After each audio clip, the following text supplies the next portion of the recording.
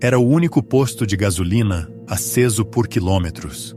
Mas quando voltei no dia seguinte, descobri que o lugar tinha sido demolido há mais de 20 anos. Isso aconteceu em 2019, numa estrada no interior do Maranhão, entre Presidente Dutra e Bacabal. Eu fazia rota longa, atravessando o norte e o nordeste com carga de eletrodomésticos. Não era a primeira vez que passava por ali, mas naquela noite, algo parecia errado.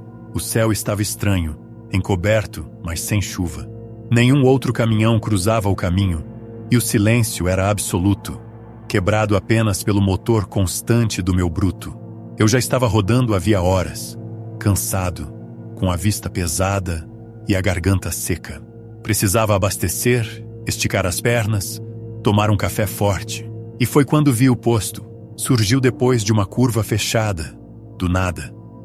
Um posto pequeno, simples, estilo antigo, mas com todas as luzes acesas. Um letreiro desbotado dizia apenas: Posto Miragem. Havia bombas de gasolina antigas e uma pequena lanchonete ao lado com uma máquina de refrigerante, daquelas que não se vê mais por aí. 3 luzes fluorescentes tremeluziam sobre a cobertura, emitindo um zumbido contínuo. Mas o mais estranho era que não havia nenhum carro, caminhão, nem sinal de outro cliente.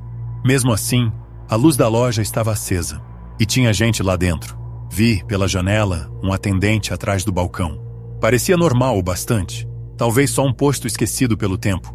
Achei curioso nunca tê-lo notado nas outras viagens, mas o sono era tanto que não pensei 2 vezes. Encostei, desliguei o motor e desci. O ar estava pesado, tinha um cheiro estranho no ambiente. Não de gasolina, como era de se esperar, mas de terra molhada e algo mais doce, meio enjoativo, como flores velhas apodrecendo. Entrei na loja de conveniência. O lugar era iluminado por lâmpadas brancas e os produtos nas prateleiras pareciam organizados demais, como se ninguém tivesse tocado neles em anos. Havia refrigerantes, biscoitos, até revistas, com datas de 2001 ou 2002. Atrás do balcão, o atendente me olhou e sorriu. Um senhor de cabelos ralos, vestindo um uniforme bege manchado de óleo. Boa noite, companheiro. Tá na lida? Boa noite. Tô sim. Estrada longa. Preciso abastecer e pegar alguma coisa para comer. Fica à vontade. Vai querer café? Assenti e ele serviu num copo de isopor. O líquido estava quente, mas o sabor era estranho. Tinha gosto de algo queimada, mas também metálico. Como se o café tivesse sido feito com água velha, de poço ou encanamento enferrujado. Ainda assim tomei. E comentei: engraçado, nunca vi esse posto aqui antes. Passo por essa estrada todo mês. O atendente só sorriu. É fácil não ver o que não se quer ver. A resposta ficou martelando na minha cabeça. Terminei o café, paguei com uma nota de 50. Ele aceitou, mas percebi que a registradora não funcionava. Ele apenas abriu uma gaveta manualmente e jogou o troco em moedas pesadas, antigas. Fui abastecer sozinho. Nenhum outro som, nenhum inseto, nada além do silêncio da estrada e o estalo do motor esfriando. A bomba marcava os litros como qualquer outra, mas tudo parecia teatral, como se o posto fosse uma encenação. Quando terminei, voltei à cabine, pronto para seguir viagem. Liguei o caminhão e bati o olho no retrovisor. E por um segundo, juro que vi o atendente parado atrás do veículo, olhando direto para mim, imóvel. Pisquei, olhei de novo. Nada. Estava sozinho. Engatei a marcha e saí de lá o mais rápido que pude. Na manhã seguinte, parei em um posto grande e moderno, já em Bacabal, para checar o caminhão e tomar um café decente. Lá dentro, puxei papo com outro caminhoneiro e mencionei, casualmente: tem um posto antes da curva da BR, uns 30 quilômetros antes daqui. Posto Miragem. Estranho. Nunca tinha visto. O cara me olhou com a testa franzida. Posto Miragem? Você tá tirando onda? Não, por quê? Ele se encostou na cadeira, sério. Esse posto pegou fogo em 2002. Curto circuito na fiação. Morreu gente lá. O dono e 2 frentistas. Dizem que foi coisa pesada. Que ninguém conseguiu reconstruir o lugar. Porque ninguém quis. Fica só o terreno vazio agora. Matagal e pedra queimada. Meu estômago revirou. Puxei o celular. Abri o Google Maps. Nada. Não havia posto nenhum ali marcado. Nem pegada, nem ruína. Como se nunca tivesse existido. Mas eu abasteci lá. Eu vi. Peguei troco. Tomei café. Voltei ao caminhão tentando entender. Abri o porta-luvas para pegar meus óculos. E vi as moedas. 4 moedas pesadas, de R$1. Todas de 2002. Brilhando como se tivessem sido cunhadas ontem. Desde aquela noite, evito dirigir sozinho de madrugada. E toda vez que passo por aquele trecho, desacelero e olho para a curva. Mas nunca mais vi luzes. Nunca mais vi o posto. Só escuro. E um cheiro fraco de flores mortas. A central me ligou de madrugada, dizendo que havia 2 rastreadores ativos do meu caminhão, andando lado a lado na mesma estrada. O problema é que eu sempre estive sozinho. Trabalho com transporte há mais de 20 anos, rodando o Brasil inteiro. Já vi muita coisa estranha na estrada, mas nada, absolutamente nada, me deixou tão perturbado quanto o que aconteceu em uma viagem noturna no ano passado, entre o interior do Paraná e São Paulo. Era uma rota tranquila, carga leve, saída por volta das 22 horas. A noite estava clara, céu limpo e uma lua enorme iluminando a pista. O caminhão estava em perfeito estado, tudo funcionando, e eu me sentia bem, alerta. Depois de umas 2 horas dirigindo, meu rádio PX começou a chiar. De início, achei que fosse só interferência, até que ouvi uma voz baixa, quase sussurrada. Por que tem 2 sinais? Achei que fosse alguma conversa aleatória, mas segundos depois, meu celular corporativo tocou. Era o supervisor da central de rastreamento da transportadora. Você tá sozinho no caminhão, né? Ele perguntou direto, sem se apresentar. Claro. Por quê? Porque o nosso sistema está mostrando 2 rastreadores ativos para o seu veículo. Um é o seu, o outro está duplicando exatamente os mesmos movimentos, como se tivesse um segundo caminhão grudado em você. E, cara, isso começou há menos de 5 minutos. Gelei. Olhei pelos espelhos laterais, nada além da estrada deserta. Tentei brincar para aliviar o clima. Deve ser algum bug do sistema. Talvez. Mas tem uma coisa estranha. Os 2 sinais às vezes se distanciam uns 10 ou 15 metros. Tipo, como se um estivesse te seguindo. Fiquei em silêncio por alguns segundos. Uma sensação estranha de ser observado começou a crescer no estômago. O tipo de desconforto que não dá para explicar. Só sentir. Quer que eu pare? Perguntei. Não. Continua rodando. Vamos monitorar. Se acontecer algo diferente, te avisamos. Desliguei e continuei. Mas agora cada reflexo no espelho, cada sombra no canto do farol parecia se mover. Minha mente começou a pregar peças. Foi então que aconteceu. A estrada fez uma leve curva e a luz da lua revelou por alguns segundos o que parecia ser outro caminhão, idêntico ao meu, rodando em paralelo do outro lado de uma plantação, onde não havia estrada nenhuma, só campo. Era impossível aquilo estar ali. Não havia trilha, não havia poeira. O caminhão parecia flutuar suavemente pelo mato alto, na mesma velocidade que o meu. Mas a parte mais aterrorizante, o motorista, ou melhor, o que deveria ser o motorista, dava para ver a cabine iluminada, mas escura o bastante para não revelar tudo. E dentro, sentado no banco do motorista, havia algo. A silhueta era humana, mas imóvel, como se fosse feita de sombra sólida, e estava olhando diretamente para mim. Pisei fundo. O motor roncou alto. Tentei manter o foco na pista. Olhei mais uma vez. O outro caminhão havia sumido. Minutos depois, o rádio tocou de novo. Você parou por acaso? Não. Porque o segundo rastreador parou. E o seu continuou andando. Agora os dois estão a quase 1 quilômetro de distância. O ar ficou mais gelado dentro da cabine. Fechei a janela. Liguei o som para tentar me distrair, mas só saía estática. Foi aí que vi as luzes. No espelho lateral, lá longe, surgiram 2 faróis baixos. Parecia um carro ou caminhão vindo atrás, mas sem fazer barulho algum. Nenhum som de motor, nenhuma vibração na estrada, só os faróis se aproximando, devagar. Reduzi um pouco a velocidade. Aquela coisa se aproximava, mas o velocímetro não indicava a diferença de ritmo, como se ela estivesse se ajustando ao meu ritmo sem esforço.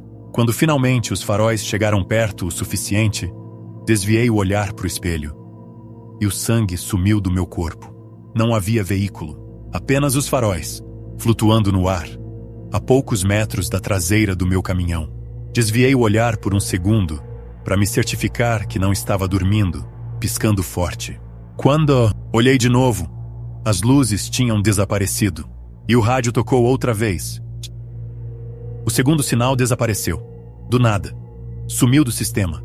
Mas, olha só, isso não faz sentido. O que agora?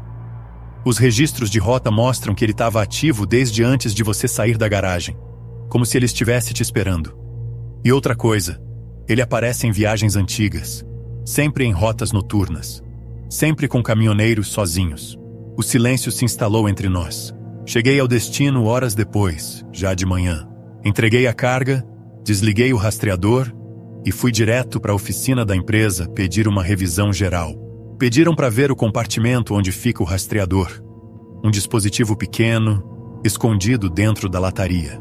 Quando abriram a caixa, havia 2. Um rastreador moderno, com chip da transportadora. E outro, antigo, sem marca, sem conexão visível, sem registro de instalação. Como se tivesse sido colocado ali antes de qualquer um perceber. Jogaram fora o segundo dispositivo. Ninguém soube explicar o que era. Só disseram que talvez fosse algum erro de instalação. Coisa de caminhão usado. Mas eu sei o que vi, sei o que senti naquela estrada. E às vezes, quando passo por trechos longos e isolados, percebo reflexos que não pertencem a mim. Luzes que somem quando olho diretamente. Sinais que aparecem por milésimos de segundo no GPS. Como se ele ainda estivesse tentando se alinhar comigo.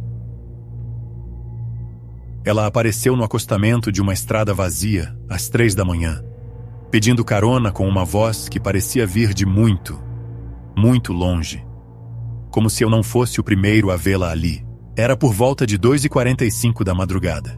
Eu dirigia sozinho na BR-153, em algum trecho perdido entre Goiás e Tocantins, com o caminhão quase vazio depois de entregar uma carga em Anápolis. O rádio PX estava mudo, o celular sem sinal, e a única companhia era o ronco constante do motor e o zunido abafado do vento passando pelas frestas da janela. Fazia um frio estranho para a região, o tipo de frio que parece vir de dentro e não de fora.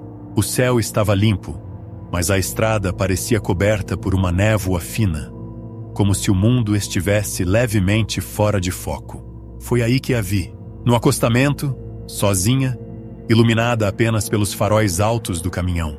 Uma mulher parada, vestindo um vestido branco simples e longo, com os cabelos negros e lisos caindo até a cintura. Não parecia ferida nem desesperada, apenas parada, olhando para mim. Pensei em seguir direto, como sempre fiz. Eu não costumo dar carona, ainda mais de madrugada. Mas algo, talvez o olhar dela, me fez reduzir a velocidade até parar. Ela se aproximou com passos lentos, quase silenciosos. E quando chegou perto da porta, falou baixo. "Você pode me levar até o cemitério?" A voz dela era estranha, sem emoção, quase metálica, como se estivesse presa num eco. Fiquei paralisado por uns segundos, sem saber o que dizer. Era uma pergunta absurda. Quem pede carona para um cemitério às 3 da manhã? Mas antes que eu pudesse responder, ela já estava abrindo a porta do passageiro e entrando. Sentei de novo no banco, hesitante. Ela não parecia perigosa, só, deslocada, fora de lugar. Como uma lembrança que você tem certeza que não é sua. "E a qual cemitério?" Perguntei ligando o motor de novo. "Mais adiante. Eu aviso quando for hora de parar. Só isso. Ela se manteve em silêncio enquanto eu dirigia. Nem olhava para mim. Ficava encarando a estrada, as mãos sobre o colo, sem expressão. Mas o caminhão, que antes parecia confortável e familiar, agora estava gelado, como se alguém tivesse ligado um ar-condicionado invisível direto na alma da cabine. 15 minutos depois, ela falou: "É aqui." Não havia placa, nem iluminação. Apenas uma entrada de terra batida com 2 colunas de pedra, cobertas de trepadeiras secas. Eu quase não vi o lugar até os faróis baterem direto na abertura. Estacionei o caminhão no acostamento e olhei para ela. "Tem certeza que é aqui? Isso parece abandonado." Ela apenas assentiu com a cabeça, lentamente. Abriu a porta e desceu. Eu ainda esperava que ela dissesse algo. Um obrigado, qualquer coisa. Mas ela apenas caminhou para dentro da estrada de terra, sumindo na escuridão. Fiquei ali, parado, com a porta ainda aberta, tentando entender o que tinha acabado de acontecer. Depois de 1 minuto, algo me incomodou. Eu não tinha ouvido os passos dela sobre a terra. Nenhum som, como se ela não tocasse o chão. Curioso, ou talvez estúpido, desci do caminhão e fui até a entrada da trilha. A luz dos faróis iluminava apenas alguns metros. O resto era trevas puras. Mas algo me chamou a atenção. Um som, fraco, quase imperceptível. Sussurros, vários ao mesmo tempo, em vozes diferentes. Homens, mulheres, crianças, pareciam vindos do vento, ou da própria terra. Ela voltou. Mais um trouxe. Está sempre voltando. Meu estômago virou gelo. Corri de volta para a cabine, trancando as portas, ligando o motor quase sem pensar.